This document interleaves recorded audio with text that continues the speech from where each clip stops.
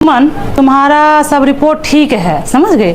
और तुम्हारा जो है ये ब्लीडिंग वाला प्रॉब्लम है, तुम्हारा उम्र भी 40 साल के आसपास है, तो तुम्हारा जो है हमको ऑपरेशन करना ही है। कल तुम्हारा ऑपरेशन करेंगे, क्योंकि तुम आज जो है खा करके आ गई हो, तो आज ऑपरेशन नहीं हो सकता है, ठीक है। क्योंकि ऑपरेशन बच्चेदानी निकालना है, तो इसमें जो है इमरजेंसी ऑपरेशन खाने के समय भी हो सकता है, खाने के बाद भी हो सकता है। लेकिन अगर हमको हमारा यूट्रस निकालना है तो ये प्लान सर्जरी होता है, तो इसीलिए इसमें जो है हम खाली पेट में करेंगे। तो कल सुबह का आज तुम भर्ती हो जाओ, रात में कुछ कुछ दवाई लगेगा, तुमको कुछ एडवाइस कर देंगे, और उसके बाद कल सुबह मॉर्निंग में फर्स्ट 10 बजे से पहले तुम्हारा ऑपरेशन हम कर देंगे, ठीक है। तो सुबह में कम से कम 6 घंटे का फास्टिंग होना चाहिए, ठीक है। तो ऑपरेशन से पहले हम लोग किस चीज की सलाह पेशेंट को देते हैं और क्या चीज जरूरी होती है जिसका ख्याल हम लोग ध्यान देते हैं। तो सबसे पहले तो ऑपरेशन 2 तरह के होते हैं। एक इमरजेंसी ऑपरेशन होता है, जो कि हमारे सेटअप में बहुत ज्यादा कॉमन होता है, सिजेरियन वगैरह इमरजेंसी हमेशा ऑपरेशन होता है। एक होता है इलेक्टिव ऑपरेशन, जो कि प्लान सर्जरी होती है, जिसमें कि हम लोग आराम से उसका सारा इन्वेस्टिगेशन करके पेशेंट को सब चीज समझा करके पेशेंट पार्टी को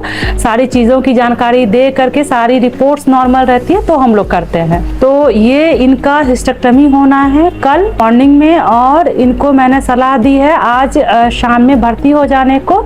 इनका मेन कंप्लेन है अत्यधिक रक्तस्राव होना। ये पिछले 8 साल से मेरे इलाज में है, उस समय इनकी एज कम थी, इसीलिए मैंने इनकी सर्जरी नहीं करी।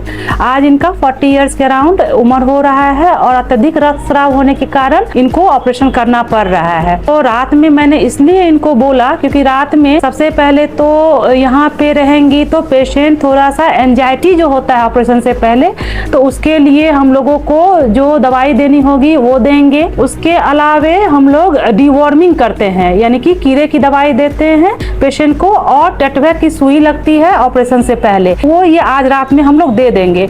इनको मैंने सलाह दिया कि 6 आवर्स की फास्टिंग होनी चाहिए मिनिमम। अगर फास्टिंग नहीं होगी तो एनेस्थेसिया देते हैं। तो हमारे गायनिक सेटअप में मैक्सिमम सर्जरी स्पाइनल एनेस्थेसिया में होता है, लेकिन कभी कभी थोड़ा सीडेट करने के लिए पेशेंट को केटामीन या जनरल एनेस्थेसिया वाली चीज भी देनी पड़ती है, जिसके लिए भूखा रहना बहुत जरूरी है। नहीं तो जो फूड कंटेंट है वो स्टमक से फेफड़े में जाने का डर रहता है और एस्पिरेशन होने के बाद पेशेंट की जान को खतरा रहता है, इसीलिए मैंने इसे जरूरी सलाह दी है।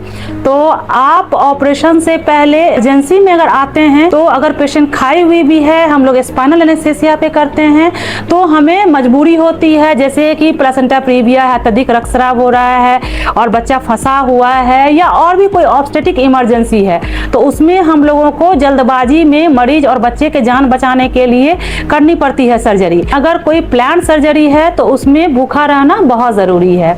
क्या आप इन चीजों का ध्यान रखते हैं? अगर नहीं तो आप डॉक्टर बोल रहे हैं कि प्लान सर्जरी में एम्प्टी स्टमक रहना जरूरी है। आप इन चीजों का ध्यान रखें और मुझे कमेंट में जरूर बताएं कि आप ये बात जानते थे या नहीं जानते थे। धन्यवाद।